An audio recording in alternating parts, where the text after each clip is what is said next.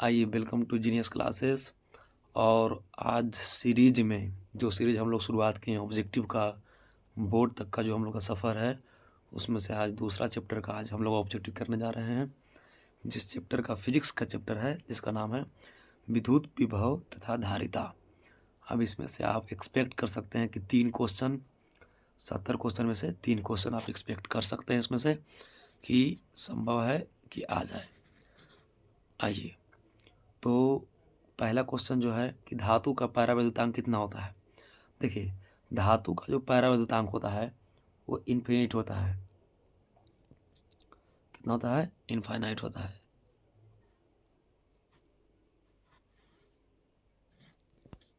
धातु का पैरावैद्युतांक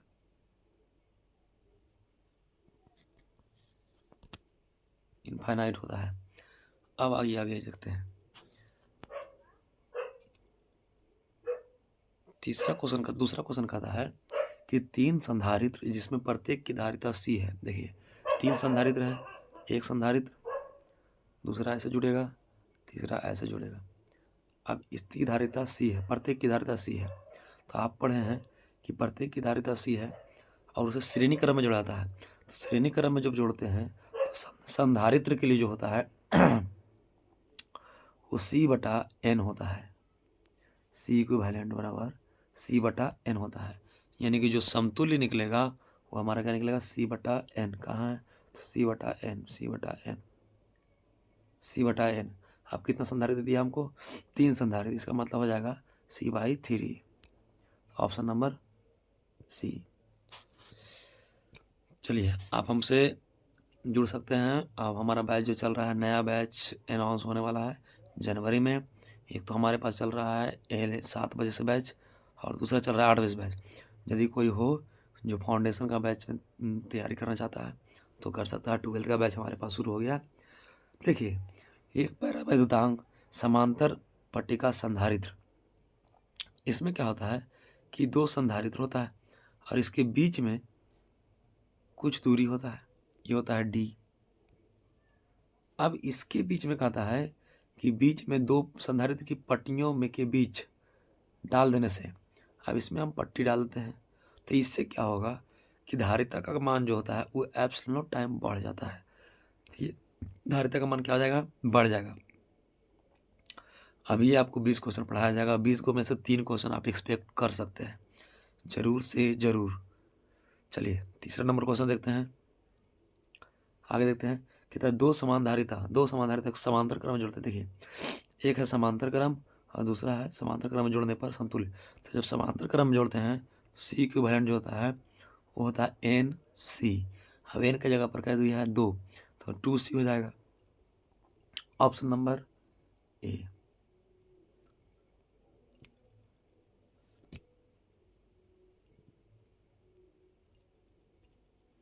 देखिए, विद्युत धारिता का मात्रक, विद्युत धारिता जो होता है वो फैराड होता है। विद्युत धारिता पहले समझिए क्या होता है। Q/CV। आप पढ़े होंगे फॉर्मूला, Q/C/V। तो यहाँ से C जो होगा वो क्या हो जाएगा? Q/V। तो इसको बोलते हैं कूलम्ब और इसको बोलते हैं वोल्ट। कूलम्ब/वोल्ट, इसको क्या कहेंगे? फैराड। फैराड होता है इसका एम्पियर नहीं। विद्युत धारिता का मात्रक क्या आ जाएगा? यहाँ से हमारा फैराड निकल करके आएगा। एक फैराड में, इसको भी याद रखिएगा, 96,500 कूलम होता है एक फैराड में। चलिए, आगे है कि निम्नलिखित में किस राशि का मात्रक वोल्ट प्रति मीटर होता है। वोल्ट प्रति मीटर आपको पढ़ाया गया है कि विद्युत क्षेत्र का मात्रक होता है। ये पहले भी आप पढ़े हैं कि विद्युत क्षेत्र था, आवेश था, विद्युत क्षेत्र में आया था ये क्वेश्चन कि वोल्ट पर मीटर किसका मात्रक होता है, तो विद्युत क्षेत्र का मात्रक होता है। अब कहता है, क्वेश्चन नंबर है, कहता है किसी सूक्ष्म द्विध्रुव के बीच की मध्य की दूरी R है पर विद्युत विभव समानुपाती होता है। देखिए, सबसे पहले विद्युत विभव लिखिए द्विध्रुव के कारण। तो द्विध्रुव के कारण अक्षीय और निरक्षीय होता है। इसके लिए आप, ये होता है किसी सूक्ष्म समानुपाती होता है। तो समानुपाती जो होता है वो होता है RQ, होता है किसमें? क्षेत्र में, विद्युत क्षेत्र में। हो जाएगा विद्युत क्षेत्र में। लेकिन यहाँ वोल्टेज बोला है, विभव बोला है, पोटेंशियल बोला है, तो इसमें एक दूरी कम कर दीजिए, इसका समानुपाती हो जाएगा इसका आर स्क्वायर का। यदि यही बात बोलता है हमको विद्युत क्षेत्र बोलता विभव की जगह पर, तो आर की हो जाता, लेकिन ये बोल रहा है विद्युत विभव, तो विभव में दूरी का एक अधिक हट जाता है। यहाँ से जो हमारा ऑप्शन नंबर हो जाएगा वह हो जाएगा ऑप्शन नंबर सी। यहाँ से हमारा ऑप्शन नंबर सी क्या हो जाएगा, सही ऑप्शन हो जाएगा। चलिए देखते हैं अगला क्वेश्चन। कहता है आवेशित चालक की स्थितिज ऊर्जा होता है। देखिए आवेशित चालक की स्थितिज ऊर्जा, इसका मतलब है ये जो होता है वो आवेशित ऊर्जा जो होता है ई बराबर पोटेंशियल एनर्जी यू बराबर हाफ सी भी स्क्वायर, ये हमारा फॉर्मूला पढ़े होंगे, हाफ सी भी स्क्वायर। चलिए तो यहाँ से आप देख सकते हैं कि हाफ सी भी स्क्वायर, यहाँ ऑप्शन नंबर बी है, तो ऑप्शन नंबर बी हमारा क्या हो जाएगा, सही उत्तर हो जाएगा। चलिए बढ़ते हैं। एक फैराड बराबर होता है, देखिए फैराड का है, फैराड जो होता है मात्रक होता है किसका, धारिता का, तो धारिता भी पढ़े, क्यू बराबर आपको बार बार बोल रहे हैं, इसके लिए आप सी भी, तो सी के लिए क्या लिख सकते हैं, क्यू बटा भी।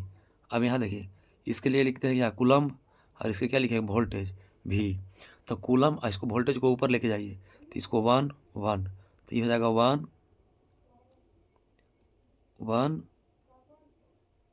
कूलम्ब वोल्ट इनवर्स, ये हो जाएगा हमारा ऑप्शन नंबर कौन हो जाएगा 1 coulomb volt inverse, option number B हो जाएगा। इस तरह से आप क्वेश्चन को कर सकते हैं। इससे हमारा क्या होगा कि एक फॉर्मूला भी आ जाएगा हमारा, क्यू बराबर सी इंटू भी होता है। आगे बढ़ते हैं, क्वेश्चन नंबर आगे कहता है कि किसी बिंदु आवेश पर कहता है कि बिंदु आवेश ले लीजिए, इससे आर दूरी पर एक पॉइंट मान लीजिए पी। आप देखिए जहाँ पर भी विद्युत विभव आता है उसके लिए हमको सबसे पहले जो होता है उसको विद्युत क्षेत्र आप समझिए, तो विद्युत क्षेत्र जो पढ़े होंगे इसके लिए वह पढ़े होंगे 1/4 पाई एप्सिलॉन नॉट क्यू बटा आर स्क्वायर, यही पढ़े होंगे। अब क्या है कि यही पढ़े होंगे आप। अब इसमें क्या करते हैं कि एक दूरी को कम कर दीजिए, तो एक दूरी को कम करिएगा तो निकल जाता है विभव, तो हो जाएगा 1/4 pi epsilon naught Q by R. अब ऐसे जहाँ भी रहेगा ऑप्शन नंबर ए हमको दिख रहा है 1/4 pi epsilon naught Q by R. चलिए धक आते जाइए एकदम फटाफट। क्वेश्चन अब है विद्युत विभव बराबर होता है। देखिए विभव क्या होता है पहले इसको बात समझिए। एक होता है विभव, तो विभव होता है कि अनंत से किसी भी आवेश को लाने में किया गया कार्य को क्या कहते हैं, किया गया कार्य को विभव कहते हैं। तो अनंत से किसी आवेश को लाने में किया गया कार्य को विभव कहते हैं। तो V बराबर जो होता है W/Q, या इसको कह सकते हैं कि प्रति एकांक आवेश को अनंत से लाने में किया गया कार्य को क्या कहते हैं, विभव कहते हैं। तो विभव जो है क्या हो जाएगा W/Q हो जाएगा। ये आपका इम्पोर्टेंट क्वेश्चन है। अनंत से किसी आवेश को लाने में किया गया कार्य को विभव कहते हैं। अब कहता है एक समांतर पट्टिक का संधारित्र की धारिता के लिए निम्नलिखित कौन सही है। देखिए यहाँ पर आपको ध्यान देना होगा कि हो सकता है इसमें पूछ लेगा कि कौन गलत है। अब देखिए सबसे पहले ये बात बोला, संधारित्र की बात बोला, इसको हम लिखते हैं सी। इसके बीच में दोनों पट्टी के बीच का जो दूरी है वो है डी। तो इसका अब क्षेत्रफल होगा प्लेट का, अपना अपना क्षेत्रफल होगा, उसको बोलते हैं ए। तो इसके लिए जो संधारित्र की धारिता होता है सी बराबर एप्सिलॉन नॉट ए और बटा डी, यही होता है एप्सिलॉन नॉट ए बटा डी। यदि आपको ऐसा कहीं दिखता है तो वही आंसर होगा। अब ऐसा तो दिखना ही नहीं, डी बटा एप्सिलॉन नॉट है, ये एप्सिलॉन नॉट ए बटा डी, इसका मतलब ये गलत है। ये है क्या डी बटा एप्सिलॉन नॉट, तो ये भी गलत है। आइए ये भी गलत है, ये एप्सिलॉन नॉट डी बटा ए, तो ये भी गलत है। यानी कि हमारा ऑप्शन नंबर क्या हो जाएगा, ऑप्शन जो हमारा सही होगा वो हो जाएगा ऑप्शन नंबर डी। उसके बाद में जो क्वेश्चन है वो क्वेश्चन है कि 1 वोल्ट बराबर होता है। देखिए सबसे पहले समझिए कि वोल्ट क्या होता है। वोल्ट होता है विभव का मात्रक, तो W/Q पढ़े हैं अभी कि विभव होता है W/Q। तो इसके लिए क्या लिखेंगे, वोल्ट वर्क के लिए लिखे कार्य किया गया कार्य के लिए जूल प्रति कूलम, तो जूल प्रति कूलम को हम लोग क्या बोलते हैं, वोल्ट बोलते हैं। तो 1 जूल प्रति कूलम, 1 जूल प्रति कूलम, ये हो जाएगा ऑप्शन नंबर बी। देखिए अब कहता है कि विद्युतीय क्षेत्र में किसी विद्युत द्विध्रुव, देखिए द्विध्रुव वाला क्वेश्चन जो होता है वो विभव में भी इम्पोर्टेंट होता है और द्विध्रुव वाला क्वेश्चन जो होता है वो क्षेत्र में भी इम्पोर्टेंट होता है। तो आपको द्विध्रुव वाला क्वेश्चन नहीं छोड़ के जाना। द्विध्रुव जो क्वेश्चन होता है वो 5 नंबर का भी आता है और 3 नंबर में, 2 नंबर में क्वेश्चन आएगा और 1 नंबर में क्वेश्चन आएगा। तो द्विध्रुव को आपको रट के जाना है। आइए, द्विध्रुव क्या होता है? कहता है कि जब दो, एक प्लस क्यू को और एक माइनस क्यू को, यानी जिसकी वह दो आवेश जिसकी प्रकृति क्या हो, मान समान हो और प्रकृति अलग हो तथा कुछ बीच की दूरी पर रखा हो, छोटी दूरी पर रखा, इसको क्या कहते हैं? विद्युत द्विध्रुव। आप पढ़े हैं कि किया गया जो कार्य होता है वो क्या होता है? W बराबर PE 1 - cos थीटा, यही तो पढ़े हैं, 1 - cos थीटा। देखिए यहाँ पर एक होता है पोटेंशियल एनर्जी U बराबर, तो उसकी जो फॉर्मूला होता है वो होता है -PE cos theta, -PE cos theta. लेकिन हमारा ऊर्जा जो होता है वो होता है PE 1 - cos थीटा। अभी हम बात कर रहे हैं पोटेंशियल ऊर्जा की, देखिए पोटेंशियल ऊर्जा जो होता है -PE cos थीटा, ये होता है। लेकिन किया गया कार्य क्या होता है? तो किया गया कार्य होता है PE 1 - cos थीटा। चलिए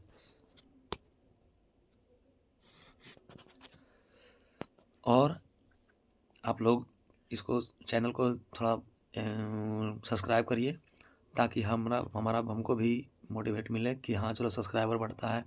लाइक करिए, कमेंट ज़रूर करें, क्योंकि कमेंट करने से और किस टॉपिक पर वीडियो चाहिए वो भी कमेंट करें।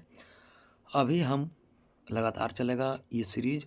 उसके बाद में क्या होगा कि चैप्टर बाय चैप्टर का 3 चैप्टर 2 चैप्टर ऐसे मिक्स करके क्वेश्चन आएगा, 3 चैप्टर 4 चैप्टर मिक्स करके आएगा, फिर आधा बुक आएगा, उसके बाद फिर आधा बुक आएगा। इस तरह से हमारा सीरीज चलते रहेगा जब तक परीक्षा नहीं हो जाता है। इसके बाद सेशन आ रहा है 2 नंबर वाला क्वेश्चन लघु उत्तरीय, फिर आएगा 5 नंबर वाला क्वेश्चन दीर्घ उत्तरीय। आइए विद्युत द्विध्रुव को निरक्षीय में देखिए, द्विध्रुव जो होता है उसका 2 चीज़ होता है, एक होता है अक्षीय, एक होता है निरक्षीय। समझिएगा, यदि हम ये कोई प्लस क्यू और ये माइनस क्यू है, यदि इधर की बात करें तो ये हो जाएगा अक्षीय और निरक्षीय की बात करें तो ऊपर या नीचे। अब ऊपर नीचे तो विद्युत द्विध्रुव का जो विभव होता है वह शून्य होता है, यही विद्युत क्षेत्र का था। तो P/4πε0 1/4πε0 P/RQ होता है। और यहाँ पर विभव की बात कहा तो शून्य होता है। इसको जरूर से जरूर याद रखिए, क्योंकि लगातार VVI क्वेश्चन बना हुआ है, कई एक बार बोर्ड में पूछे हुए क्वेश्चन है। आइए बढ़ते हैं हम लोग आगे। अब कहता है कि समविभवी पृष्ठ, देखिए समविभवी पृष्ठ क्या होता है कि जहाँ का विभव, जहाँ का वह पृष्ठ, यहाँ का विभव हमेशा समान हो, बराबर हो, उसको कहते हैं समविभवी पृष्ठ। अब देखिए समविभवी पृष्ठ को एक पर एक इलेक्ट्रॉन को एक बिंदु से दूसरे बिंदु तक विस्थापित करने में यदि यहाँ से समविभवी बराबर विभव है तो उसमें कोई काम करना नहीं पड़ेगा, क्योंकि ये अपने आप चला जाएगा। इसका आंसर हो जाएगा हमारा कि कोई काम नहीं करना पड़ेगा, क्योंकि भी कैसा है, पृष्ठ कैसा है, समविभवी है। आइए आगे क्वेश्चन देखते हैं कि वायु में गोलीय चालक की धारिता। देखिए वायु में गोलीय चालक की धारिता जो होता है, गोलीय चालक का मतलब गोलीय संधारित्र की बात कर रहा है। गोलीय चालक की जो संधारिता होता है C बराबर वह होता है 4πε0 R, और यह जो होता है धारिता समानुपाती होता है त्रिज्या के। अब समानुपाती होता है त्रिज्या के, तो गोले की त्रिज्या पर समानुपाती होता है। समानुपाती को ही हम लोग कहते हैं अक्रमानुपाती। तो किस पर निर्भर करेगा? तो गोले की त्रिज्या पर निर्भर करेगा। चलिए देखते हैं अगला क्वेश्चन। अब जो क्वेश्चन है वो कहता है विद्युत धारिता का मात्रक है। फिर बात वही आया है, विद्युत धारिता कैपेसिटेंस Q बराबर CV, Q बराबर CV, तो C बराबर Q/V। यहाँ से देख लीजिए कूलम प्रति वोल्ट, तो कूलम प्रति वोल्ट को क्या कहते हैं? फैराड। हाँ, कूलम प्रति वोल्ट को फैराड कहते हैं। देख लो यहाँ से, ऑप्शन नंबर सी। अब बार बार बोल रहे हैं कि 1 फैराड में 96,500 कूलम्ब होता है। ठीक है, अब देखिए आपको यहाँ से आपको आप कुछ लेके जाएं, इस सीरीज से आप कुछ हासिल करें, आपका कुछ भला हो जाए, इसीलिए लगे हुए हैं हम भी, और हमारा भी कुछ भला हो जाए इसके लिए लगे। आप जानते हैं कि दुनिया स्वार्थी है। चलिए, 3 संधारित्र जिसके प्रत्येक धारिता C है, श्रेणी क्रम में जुड़ा था। ये इंपॉर्टेंट है, श्रेणी क्रम में जुड़ा था। देखिए, श्रेणी क्रम में जो जुड़ता है संधारित्र, वो प्रतिरोध के समांतर क्रम जैसा होता है। तो श्रेणी क्रम में जोड़ेंगे तो तुल्य धारिता को C इक्विवेलेंट लिखेंगे, और वह जो होता है C/N होता है। क्या होता है? C/N। अब C/N, तो प्रत्येक की धारिता क्या है? C है, और कितना है? तो 3 है। तो C/N, तो क्या 3 का है? ऑप्शन नंबर ई। चलिए आगे बढ़ते हैं क्वेश्चन में। हाँ, 3 संधारित्र, ये तो क्वेश्चन रिपीट हो गया है। देखिए, वान डी ग्राफ जनरेटर, ये बाबू बहुत इंपॉर्टेंट है। वान डी ग्राफ जनरेटर, देखिए सर्वप्रथम वान डी ग्राफ के बारे में जानेगा कि यह जो होता है लाखों वोल्ट पैदा करता है, लाखों वोल्ट पैदा करता है। वान डी ग्राफ जनरेटर लाखों वोल्ट पैदा करता है, लेकिन यह एक इसमें क्या होता है कि इस तरह से बना हुआ होता है, यह आवेशित होता है धन आवेश से, और इसके बीच में एक पट्टी लगा देते हैं, आप पढ़े होंगे, ये पट्टी लगाते हैं, यहाँ एक घिरनी लगा दिया जाता है। अब कहता है यह क्या करता है? तो उच्च वोल्ट पैदा करता है, उच्च विभव पैदा करने के लिए हम लोग क्या लगाते हैं? वान डी ग्राफ जनरेटर का उपयोग करते हैं। वान डी ग्राफ जनरेटर जब पूछेगा तो आपको 1 नंबर में पूछेगा तो क्वेश्चन सेम रहेगा, 5 नंबर में पूछेगा तो क्वेश्चन आपको उसमें बनावट लिखना होगा, उसके बाद उसका कार्य लिखना होगा, यह किस सिद्धांत पर कार्य करता है, तो कोरोना डिस्चार्ज पर काम करता है, आप जानते हैं। उसके बाद इसका उपयोग लिखना होगा कि इसको उच्च विभव में हम लोग लाने में उपयोग करते हैं, पैदा करने में उपयोग करते हैं। यह मिलियन वोल्ट पैदा करता है, लाखों वोल्ट पैदा करता है, जहां हम लोग इसका उपयोग कहाँ करते हैं? न्यूक्लियर रिएक्टर में कर सकते हैं। इसकी कुछ दोष होती है। दोष क्या है कि यह जो होता है वो बहुत ज़्यादा बड़ा होता है, बड़ा होने के कारण इसको एक जगह से दूसरा जगह पर नहीं ले जा सकता है, यह एक दोष हो गया। आगे है कि इसको रखने के लिए जगह बहुत ज़्यादा ज़रूरत पड़ता है। तीसरा, इसका जो होता है दाम, मतलब कीमत जो होता है बहुत हाई होता है। तो ये सब हो गया वान डी ग्राफ का आपका दोष। चलिए क्वेश्चन नंबर आगे देखते हैं। आगे कहता दिए गए चित्र में तुल्य धारिता ज्ञात करें। सबसे पहले देखिए, ऐसा जब चित्र आए तो देख रहे हैं आप, ये दोनों क्या है? समांतर क्रम में है, और इसका मान भी और इसका मान भी, इसका मान और इसका मान, दोनों का मान बराबर है। एक मिनट, दोनों का मान क्या है? बराबर है। इसका मान भी बराबर है और इसका मान भी बराबर है, और ये भी बराबर है। तो बराबर मान वाले को सबसे पहले देखिए, श्रेणी क्रम में ये है, तो श्रेणी क्रम में रहने के कारण इसका तुल्य प्रतिरोध पहले इसका निकाल लीजिए, पहले तुल्य प्रतिरोध इसका निकाल लीजिए। तो ये क्या हो जाएगा? C/N, या तो 6/2, ये कितना निकल कर के आएगा? 3 माइक्रोफैराड, ये निकल कर क्या है? अब इसको आप चाहे तो नेगलेक्ट करके यहाँ पर हो जाएगा हमारा 3 माइक्रोफैराड, ठीक है, और 3 माइक्रोफैराड और 6 माइक्रोफैराड आप समांतर में हो गया, तो समांतर में अब जुड़ जाएगा डायरेक्ट। तो 3 और 6 कितना हो जाएगा? 9। इसका मतलब है कि कितना है? 9 माइक्रोफैराड हो जाएगा इसका आंसर। आइए देखिए, बिहार बोर्ड में यहाँ ये इम्पोर्टेंट क्वेश्चन है, ये आप जहाँ भी टेस्ट दीजिएगा वो आपको मिल ही जाएगा क्वेश्चन ये, और बढ़िया। देखिए 13 और 15 में पूछा हुआ क्वेश्चन है ये, आपको क्वेश्चन फाड़ू है। अब इसमें देखिए बहुत सारा स्टूडेंट इसमें क्या करता है कि क्वेश्चन को रट के जाता है।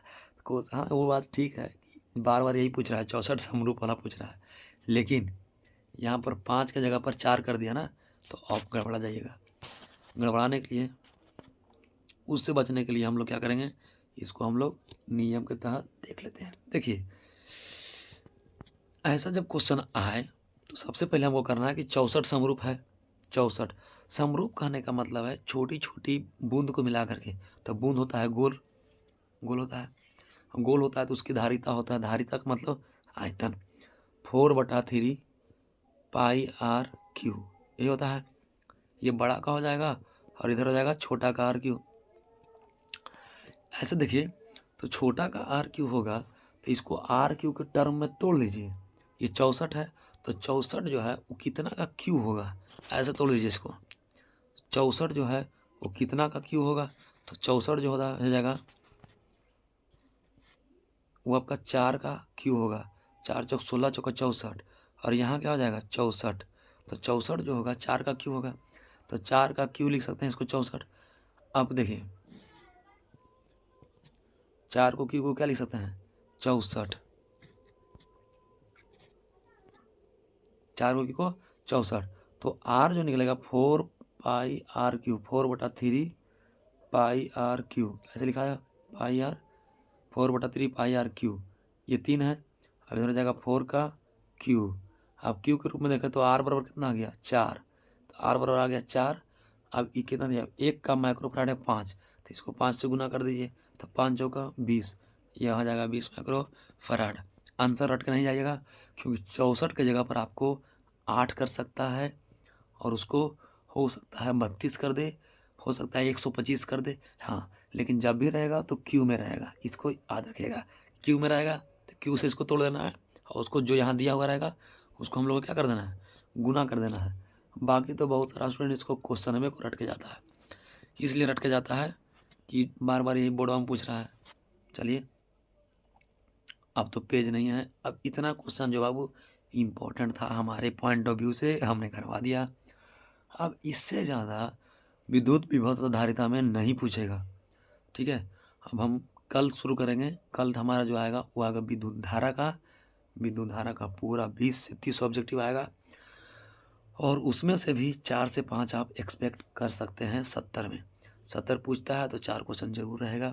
चलिए, इसी तरह से आप देखते रहिए हमारा जीनियस क्लासेस का यूट्यूब चैनल, और मज़ा लेते रहिए, उठाते रहिए, और फ़ायदा करिए, हमारा भी और आपका भी। जानते हैं स्वार्थ की दुनिया है। चलिए, धन्यवाद।